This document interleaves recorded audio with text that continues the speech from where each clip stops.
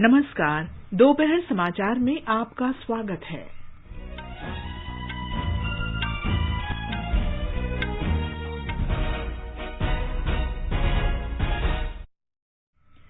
राज्यसभा में राष्ट्रपति रामनाथ कोविंद के अभिभाषण के धन्यवाद प्रस्ताव पर चर्चा जारी। उत्तर प्रदेश में पहले 2 चरणों और गोवा तथा उत्तराखंड में एक ही चरण के विधानसभा चुनाव के लिए प्रचार तेज हो गया है। उत्तर प्रदेश में विधानसभा चुनाव के चौथे चरण के लिए नामांकन दाखिल करने का आज आखिरी दिन। देश में अब तक 168 करोड़ से अधिक कोविड रोधी टीके लगाए गए। स्वस्थ होने की दर 95.14% है। उच्चतम न्यायालय ने कोरोना महामारी की तीसरी लहर के बीच इंजीनियरिंग में स्नातक अभिक्षमता परीक्षा गेट 2022 स्थगित करने से इनकार कर दिया। परीक्षा पे चर्चा 2022 कार्यक्रम में शामिल होने के लिए पंजीकरण का आज आखिरी दिन है। सरकार ने उन 60 टीवी चैनलों के खिलाफ कार्रवाई शुरू की है जिन पर दिखाई जाने वाली खबरें देश की सुरक्षा और अखंडता के लिए खतरा है। मौसम विभाग ने उत्तराखंड और हिमाचल प्रदेश में आज और कल तेज बारिश और बर्फबारी की आशंका व्यक्त की है। एंटीगुआ में शनिवार को अंडर 19 विश्व कप क्रिकेट के फाइनल में भारत का मुकाबला इंग्लैंड से होगा। भारत वेस्टइंडीज के बीच एक दिवसीय श्रृंखला 6 फरवरी से शुरू होगी।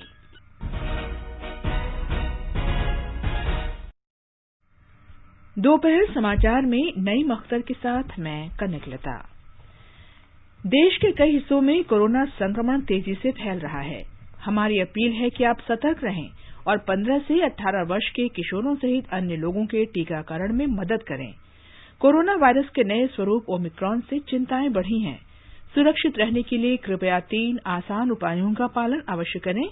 मास्क लगाएं, 2 गज की सुरक्षित दूरी बनाए रखें, हाथ और चेहरा साफ रखें।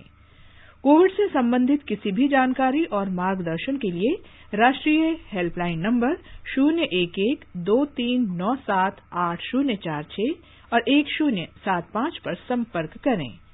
और अब समाचार विस्तार से। राज्यसभा में राष्ट्रपति रामनाथ कोविंद के अभिभाषण के धन्यवाद प्रस्ताव पर चर्चा जारी है। चर्चा में भाग लेते हुए ऑल इंडिया अन्ना डीएमके के एम तम्बीदुरई ने कहा कि राष्ट्रपति के अभिभाषण में स्वास्थ्य, बुनियादी ढांचे, कोविड प्रबंधन और अन्य क्षेत्रों में सरकार की उपलब्धियों पर प्रकाश डाला गया है। उन्होंने कोविड महामारी से निपटने के लिए सरकार के प्रयासों की सराहना की। उन्होंने देश में मजबूत स्वास्थ्य बुनियादी ढांचे के निर्माण के लिए शुरू की गई प्रधानमंत्री आयुष्मान भारत योजना की भी सराहना की। असम गण परिषद के बीरेन्द्र प्रसाद वैश्य ने कोविड टीकाकरण अभियान की सराहना करते हुए कहा कि 70% से अधिक वयस्क आबादी को टीके लगाए जा चुके हैं। श्री वैश्य ने कहा कि इतने कम समय में देश में निर्मित टीके के साथ साथ अन्य उपकरण विकसित किए गए हैं। अल्पसंख्यक मामलों के मंत्री मुख्तार अब्बास नकवी ने कहा कि 2014 में नरेंद्र मोदी के प्रधानमंत्री बनने के बाद भ्रष्टाचार और लाल फीताशाही व्यवस्था समाप्त हो गई है। आज जो बदलाव हुआ इस देश में कोई मजबूर प्रधानमंत्री नहीं है बल्कि मजबूत प्रधानमंत्री है और ऐसे प्रधानमंत्री हैं जिनके हाथों में देश की सुरक्षा, देश का सम्मान, देश की समृद्धि पूरी तरह से महफूज भी है और मजबूत भी है। और कट, कमीशन, करप्शन की विरासत और तुष्टीकरण की सियासत पर रोक लगी है और राजनीतिक तुष्टीकरण के छल को राष्ट्रीय सशक्तिकरण के बल से ध्वस्त किया गया है। श्री नकवी ने कहा कि सरकार ने राष्ट्रीय सुरक्षा के साथ साथ सीमा पर सुरक्षा व्यवस्था की मजबूती सुनिश्चित की है। उन्होंने मुस्लिम महिलाओं के 3 तलाक को समाप्त करने का भी उल्लेख किया। राष्ट्रीय जनता दल के एजी सिंह ने चर्चा में भाग लेते हुए देश में एक विशेष समुदाय के खिलाफ हिंसा का माहौल बनाने का मुद्दा उठाया। कांग्रेस के रिपुन बोरा ने कहा कि राष्ट्रपति के अभिभाषण में बढ़ती महंगाई और बेरोजगारी का कोई उल्लेख नहीं किया गया है और न ही इनके समाधान के कोई उपाय सुझाए गए हैं। उन्होंने कहा कि सरकार ने इस दौरान कोई नया सार्वजनिक उपक्रम न बनाकर 23 उपक्रमों का निजीकरण कर दिया। जनता दल यूनाइटेड के रामनाथ ठाकुर ने देश भर में सभी पंचायतों में बैंक की एक शाखा खोलने और बिहार के लिए विशेष पैकेज की मांग की। मुस्लिम लीग के अब्दुल वहाब और अजित कुमार भूंइया ने भी चर्चा में हिस्सा लिया।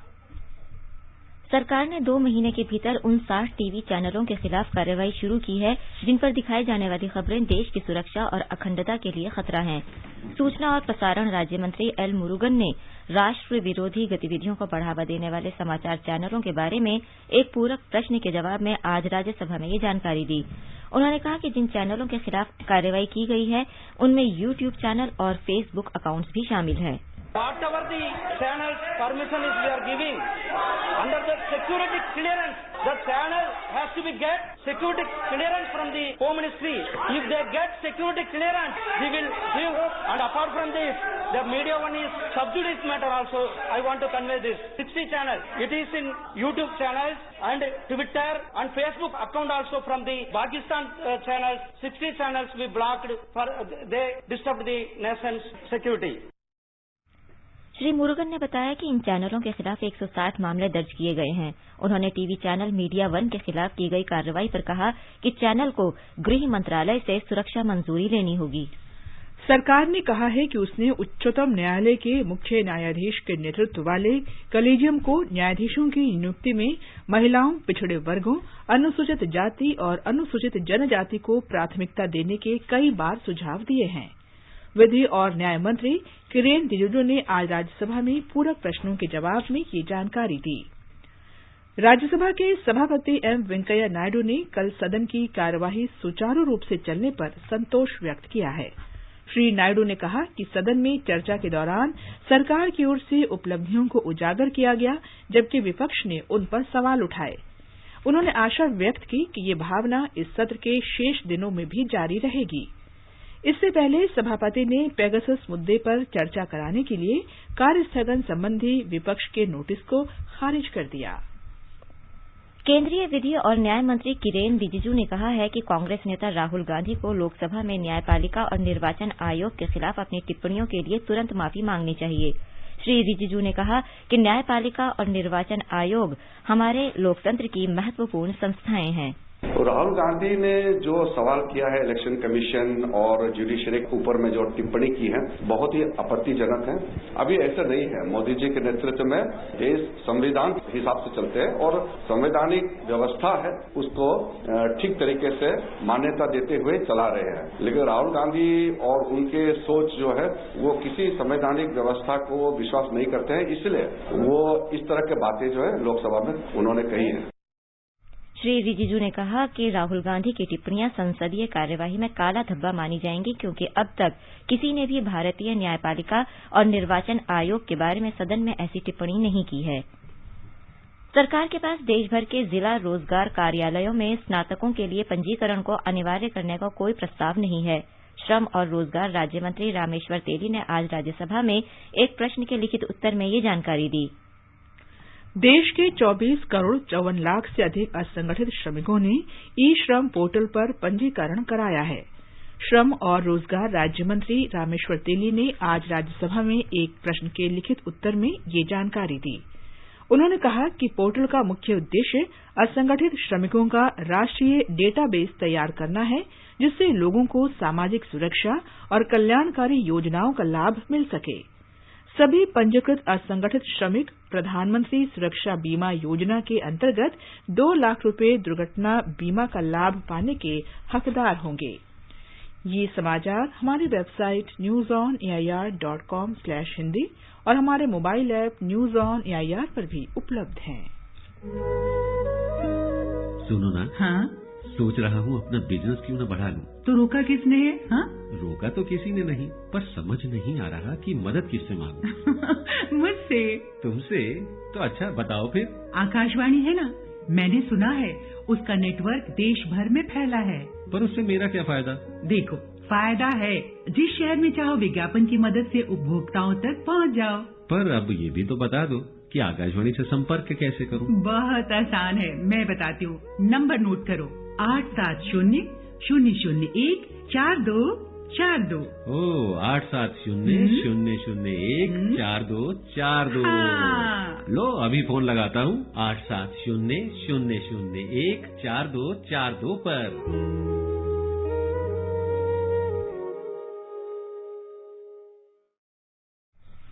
दोपहर समाचार में आपका फिर स्वागत है। उत्तर प्रदेश में 7 चरणों में होने वाले विधानसभा चुनाव के पहले 2 चरणों और गोवा तथा उत्तराखंड में एक ही चरण में होने वाले चुनाव के लिए प्रचार अभियान तेज हो गया है। विभिन्न दलों के नेता और स्टार प्रचारक अपने उम्मीदवारों के समर्थन में रैलियां कर रहे हैं। चुनावी राज्यों में घर घर जाकर प्रचार और मतदान करने के लिए वर्चुअल अपील भी की जा रही है। पंजाब और मणिपुर में भी चुनावी गतिविधियां शुरू हो चुकी हैं। इस बीच उत्तर प्रदेश विधानसभा चुनाव के चौथे चरण के लिए नामांकन दाखिल करने का आज अंतिम दिन है। मणिपुर के पहले चरण और उत्तर प्रदेश के 5वें चरण के लिए भी नामांकन भरे जा रहे हैं। उत्तर प्रदेश में छठे चरण के साथ साथ मणिपुर में दूसरे और अंतिम चरण के मतदान के लिए कल अधिसूचना जारी की जाएगी।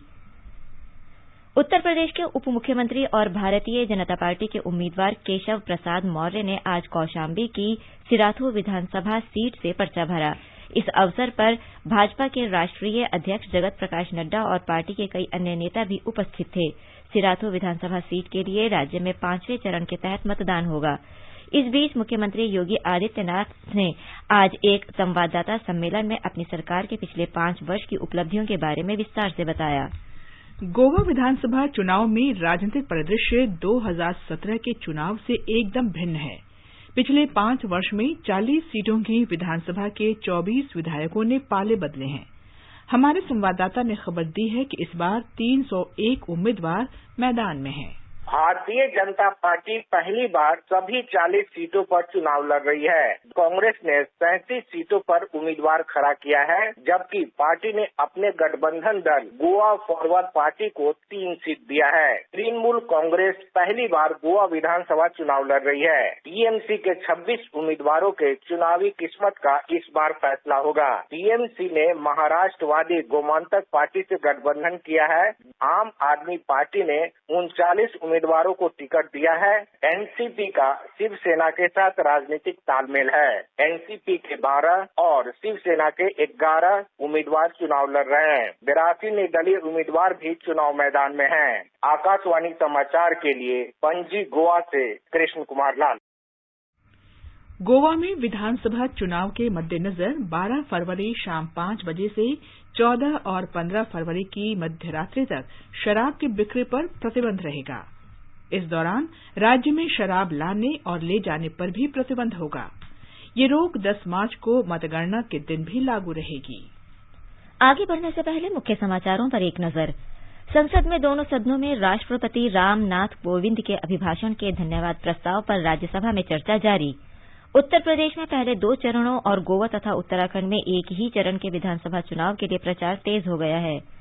उत्तर प्रदेश में विधानसभा चुनाव के चौथे चरण के लिए नामांकन दाखिल करने का आज आखिरी दिन है। देश में अब तक 168 करोड़ से अधिक कोविड रोधी टीके लगाए गए। स्वस्थ होने की दर 95.14% है।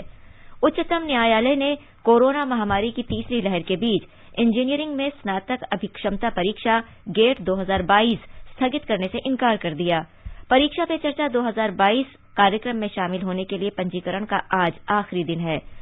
सरकार ने उन 60 टीवी चैनलों के खिलाफ कार्रवाई शुरू की है जिन पर दिखाई जाने वाली खबरें देश की सुरक्षा और अखंडता के लिए खतरा हैं। मौसम विभाग ने उत्तराखंड और हिमाचल प्रदेश में आज और कल तेज बारिश और बर्फबारी की आशंका व्यक्त की है। और एंटीगुआ में शनिवार को अंडर-19 विश्व कप क्रिकेट के फाइनल में भारत का मुकाबला इंग्लैंड से होगा। भारत वेस्टइंडीज के बीच 1 दिवसीय श्रृंखला 6 फरवरी से शुरू होगी। स्वास्थ्य मंत्रालय ने कहा है कि देश की पात्र आबादी को अब तक 168 करोड़ कोविड रोधी टीके लगाए जा चुके हैं। मंत्रालय ने एक ट्वीट में कहा है कि भारत कोविड के खिलाफ लड़ाई में एक और उपलब्धि हासिल करने की दिशा में तेजी से आगे बढ़ रहा है। पिछले 24 घंटे में 55 लाख से अधिक टीके लगाए गए। अब तक पात्र लोगों को 1 करोड़ 34 लाख से अधिक एहतियाती टीके भी लगाए जा चुके हैं। इस बीच 4 करोड़ 77 लाख से अधिक किशोरों को भी कोविड का पहला टीका लगाया जा चुका है। स्वास्थ्य मंत्रालय के अनुसार पिछले 24 घंटों के दौरान देश में कोविड संक्रमण के 1,72,433 नए मामले दर्ज किए गए। स्वस्थ होने की दर 95.14% हो गई है। केंद्र ने देश के विभिन्न हिस्सों में सभी शिक्षण संस्थान फिर से खोलने के लिए संशोधित दिशा निर्देश जारी किए हैं। शिक्षा मंत्रालय ने राज्य और केंद्र शासित प्रदेशों की सरकारों से कहा है कि वो अपने स्तर पर निर्णय करें कि लॉकडाउन के बाद स्कूल आने के लिए विद्यार्थियों के माता पिता से सहमति लेने की आवश्यकता है या नहीं। कोरोना महामारी की तीसरी लहर के बीच उच्चतम न्यायालय ने इस वर्ष इंजीनियरिंग में स्नातक अभिक्षमता परीक्षा गेट 2022 स्थगित करने से आज इनकार कर दिया। न्यायालय ने कहा है कि परीक्षा में देरी से विद्यार्थियों में उथल पुथल और अनिश्चितता की स्थिति उत्पन्न हो सकती है। न्यायालय ने यह भी बताया कि कोरोना की पहली और दूसरी लहर तीसरी से अलग थी और हाल के दिनों में सरकारी संस्थानों द्वारा आयोजित 20 परीक्षाओं को इसी कारण स्थगित करना पड़ा था। उच्चतम अदालत से स्वीकृति मिलने के बाद गेट 2022 परीक्षा अब निर्धारित कार्यक्रम के अनुसार आयोजित होगी, जिसमें विद्यार्थियों को व्यक्तिगत रूप से उपस्थित होना होगा। पंजाब और हरियाणा उच्च न्यायालय ने निजी क्षेत्र में हरियाणा के निवासियों को नौकरियों में 75% आरक्षण देने के प्रावधान पर अंतरिम रोक लगा दी है। राज्य सरकार ने हरियाणा के निवासियों को आरक्षण देने के लिए स्थानीय उम्मीदवारों का हरियाणा राज्य रोजगार अधिनियम 2020 बनाया था, जिसे पिछले साल 6 नवंबर को अधिसूचित किया गया था और जिसे इस साल 15 जनवरी 2022 को लागू होना था। ये समाचार आकाशवाणी से प्रसारित किए जा रहे हैं। ताजा समाचार जानने के लिए आप हमारे Twitter handle @AIR News Hindi को फॉलो कर सकते हैं। आजादी का अमृत महोत्सव के लिए सभी उपभोक्ताओं को शुभकामनाएं। हॉलमार्क सोने की शुद्धता सुनिश्चित करता है। हमेशा हॉलमार्क वाले सोने के आभूषण खरीदें। उपभोक्ता संबंधित किसी भी शिकायत के लिए कृपया राष्ट्रीय उपभोक्ता हेल्पलाइन के टोल फ्री नंबर 14404 पर संपर्क करें। उपभोक्ता मामले विभाग, भारत सरकार द्वारा जनहित में जारी। जागो ग्राहक जागो। ये आकाशवाणी है। आजादी का अमृत महोत्सव कार्यक्रम के अंतर्गत आकाशवाणी समाचार अपनी श्रृंखला वीर गाथा में प्रत्येक बृहस्पतिवार 4:45 पर परिक्रमा कार्यक्रम में प्रमुख क्रांतिकारियों की प्रेरक कहानियां प्रस्तुत करता है। आजादी के अमृत महोत्सव के पावन अवसर पर आकाशवाणी समाचार के कार्यक्रम परिक्रमा में बृहस्पतिवार को शाम 4:45 पर सुनिए देश की आजादी में अपना अमूल्य योगदान देने वाले भारतीय स्वतंत्रता संग्राम के सेनानियों की वीर गाथा।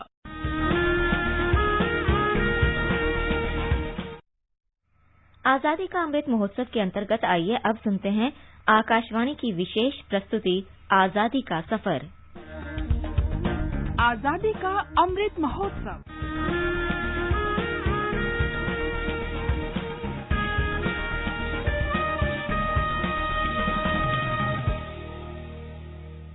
आजादी का सफर आकाशवाणी के साथ।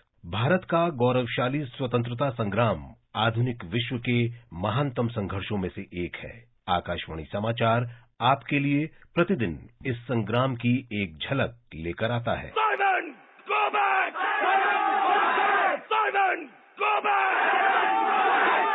3 फरवरी 1928 को साइमन कमीशन बम्बई पहुंचा।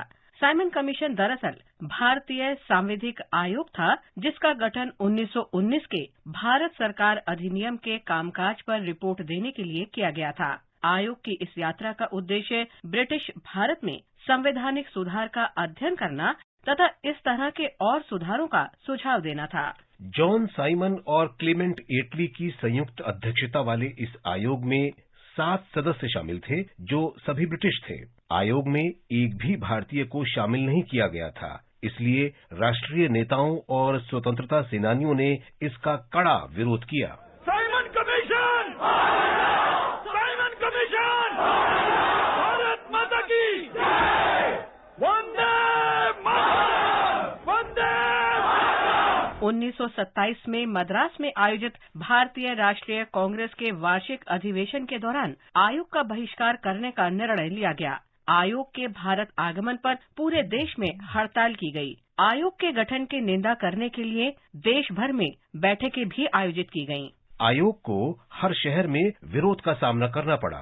मद्रास में प्रदर्शनकारियों पर फायरिंग हुई और कई जगहों पर लाठीचार्ज किया गया।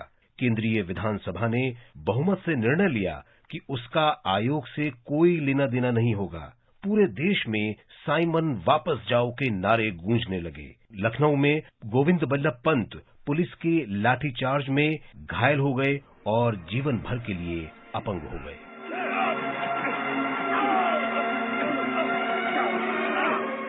30 अक्टूबर 1928 को जब साइमन कमीशन ने लाहौर का दौरा किया, लाला लाजपत राय ने इसके विरोध में लोगों का नेतृत्व किया। विरोध शांतिपूर्ण था, लेकिन प्रतिशोध की कार्रवाई में तत्कालीन पुलिस अधीक्षक जेम्स ए स्कॉट ने प्रदर्शनकारियों पर लाठी चार्ज करने का आदेश दिया। लाला लाजपत राय गंभीर रूप से घायल हो गए।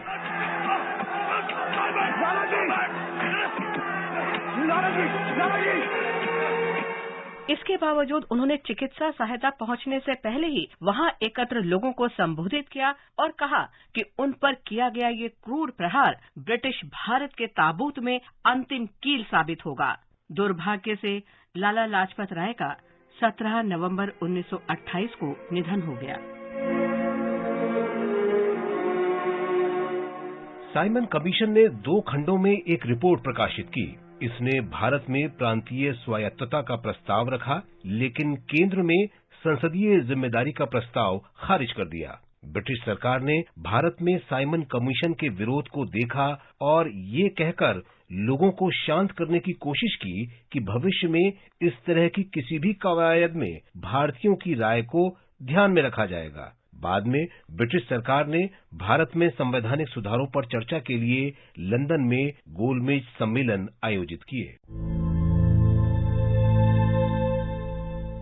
हम स्वतंत्रता सेनानी और राजनीतिक कार्यकर्ता भवानी भट्टाचार्य को भी याद करते हैं, जो 3 फरवरी 1935 को शहीद हो गए थे। भवानी भट्टाचार्य का जन्म 1914 में ढाका जिले के जोयदेवपुर गांव में हुआ था, जो अब बांग्लादेश में है। वो बंगालियों के क्रांतिकारी आंदोलन से जुड़े थे और ढाका में श्री संघ क्रांतिकारी समूह में शामिल हो गए।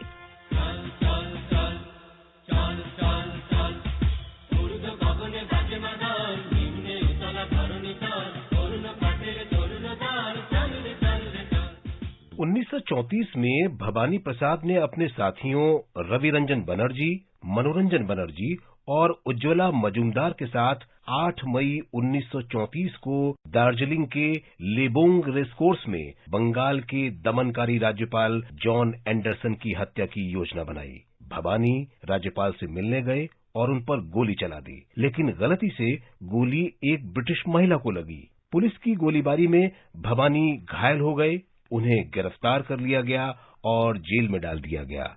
बाद में अदालत ने उन्हें मौत की सजा सुनाई। भवानी प्रसाद को 3 फरवरी 1935 को राजशाही सेंट्रल जेल में फांसी दे दी गई। हम इस महान शहीद को नमन करते हैं।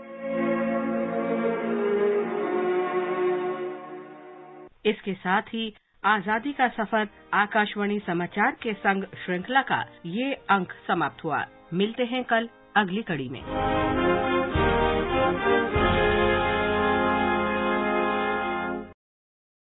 आकाशवाणी समाचार सुनते रहें और आजादी के अमृत महोत्सव में हमारे साथ शामिल रहें।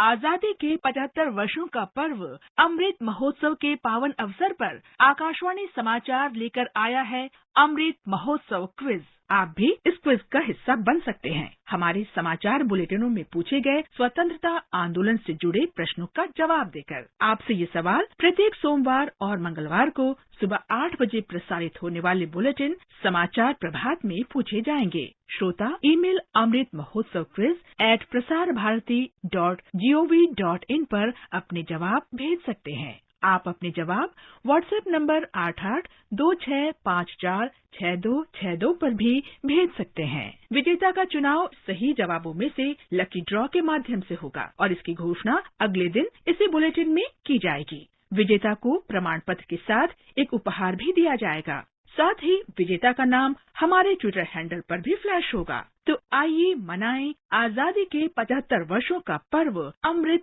महोत्सव आकाशवाणी समाचार के साथ।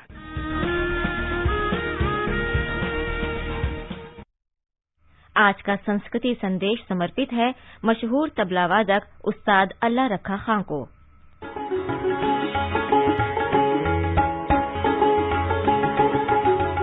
एक समय ऐसा था जब तबला वादक को केवल संगत कलाकार के रूप में जाना जाता था, लेकिन बाद में तबले के उस्ताद संगीतकारों ने अपनी कला से सिद्ध कर दिया कि तबला वादक भी अपने आप में पूर्ण कलाकार होते हैं। ऐसे ही एक तबला वादक थे उस्ताद अल्लाह रखा कुरैशी। अपनी कला के माध्यम से हिंदुस्तानी शास्त्रीय संगीत में खान साहब ने जो स्थान बनाया, उसने उन्हें सदा के लिए अमर बना दिया। उस्ताद अल्लाह रखा कुरैशी का जन्म 29 अप्रैल 1919 को जम्मू कश्मीर के जिला सांभा के फगवाल गांव में हुआ था। उनकी मातृभाषा डोगरी थी। आज से लगभग 50 साल पहले खान साहब ने एक बार बताया था, और मैं बड़े छोटे से गांव में पैदा हुआ हूँ। तकरीबन मेरा ख्याल है कि 100-150 घर होगा उसका। ये डोगरा इलाका कहा जा सकता है, बिल्कुल जम्मू के पास है। उस्ताद अल्लाह रखा ने अपने करियर की शुरुआत लाहौर में एक संगत कलाकार के रूप में की। 1940 में वे ऑल इंडिया रेडियो के मुंबई केंद्र से जुड़ गए। खान साहब ने लंबे समय तक विश्वविख्यात सितार वादक पंडित रविशंकर के साथ तबले पर संगत की। खान साहब ने 40 के दशक में बहुत सी हिंदी फिल्मों को भी अपने संगीत से सजाया। खान साहब के 3 बेटे पैदा हुए। इनमें जाकिर हुसैन आज संगीत की दुनिया के जाने माने नाम हैं। खान साहब के तबले के जादू ने सिर्फ देश में ही नहीं बल्कि विदेशों में भी लोगों को अपना दीवाना बनाया। उस्ताद अल्लाह रखा की संगीत साधना का सम्मान करते हुए भारत सरकार ने 1977 में उन्हें पद्मश्री प्रदान कर पुरस्कृत किया। दुनिया भर के दिलों पर अपनी ताल का जादू चलाने वाले उस्ताद अल्लाह रखा अपने दिल पर काबू न रख सके। 3 फरवरी 2000 को उनके दिल की धड़कन खामोश हो गई। खान साहब तो नहीं रहे, लेकिन संगीत की दुनिया में उनका नाम सदा के लिए अमर हो गया।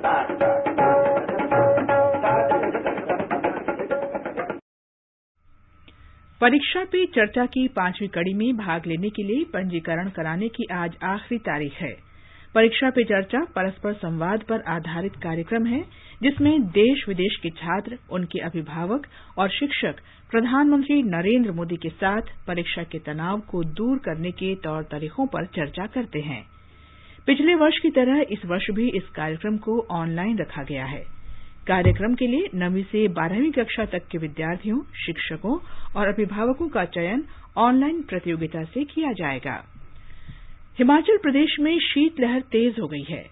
राज्य के अधिकांश ऊंचाई वाले इलाकों में बर्फबारी हो रही है, जबकि कई हिस्सों में आज सुबह से बारिश हो रही है। मौसम विभाग ने राज्य में शुक्रवार तक और भी वर्षा तथा बर्फबारी की संभावना व्यक्त की है। उत्तराखंड में विभिन्न स्थानों पर हो रही वर्षा और ऊंचे इलाकों में बर्फबारी के बाद तापमान में और गिरावट आ गई है, जिसका असर पहाड़ी इलाकों में चुनाव प्रचार पर पड़ रहा है। कोविड प्रतिबंधों के बीच विभिन्न राजनीतिक दलों के नेता मतदाताओं को लुभाने के लिए घर घर जाकर प्रचार कर रहे हैं। अंडर 19 क्रिकेट विश्व कप के फाइनल में शनिवार को भारत का मुकाबला इंग्लैंड से होगा। एंटीगा में कल सेमीफाइनल में भारत ने ऑस्ट्रेलिया को 96 रन से हराकर फाइनल में जगह बनाई। भारत और वेस्टइंडीज के बीच एक दिवसीय क्रिकेट मैचों की श्रृंखला 6 फरवरी से शुरू होगी। पहला मैच मोटेरा के नरेंद्र मोदी स्टेडियम में खेला जाएगा। ये भारत का 1000वां एक दिवसीय मैच होगा।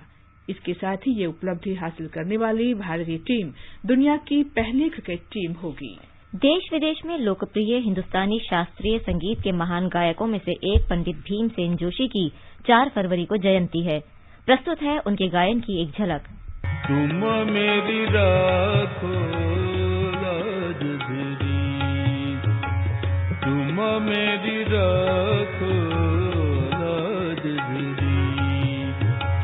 तुम मेरी राखो राजधरी। अंत में मुख्य समाचार एक बार फिर। संसद के दोनों सदनों में राष्ट्रपति रामनाथ कोविंद के अभिभाषण के धन्यवाद प्रस्ताव पर राज्यसभा में चर्चा जारी। उत्तर प्रदेश में पहले 2 चरणों और गोवा तथा उत्तराखंड में एक ही चरण के विधानसभा चुनाव के लिए प्रचार तेज हो गया है। उत्तर प्रदेश में विधानसभा चुनाव के 4थे चरण के लिए नामांकन दाखिल करने का आज आखिरी दिन है। देश में अब तक 168 करोड़ से अधिक कोविड रोधी टीके लगाए गए। स्वस्थ होने की दर 95.14% है। उच्चतम न्यायालय ने कोरोना महामारी की तीसरी लहर के बीच इंजीनियरिंग में स्नातक अभिक्षमता परीक्षा गेट 2022 स्थगित करने से इनकार कर दिया है। परीक्षा पे चर्चा 2022 कार्यक्रम में शामिल होने के लिए पंजीकरण का आज आखिरी दिन है। सरकार ने उन 60 टीवी चैनलों के खिलाफ कार्रवाई शुरू की है जिन पर दिखाई जाने वाली खबरें देश की सुरक्षा और अखंडता के लिए खतरा हैं। इसके साथ ही दोपहर समाचार का ये अंक समाप्त हुआ। नमस्कार।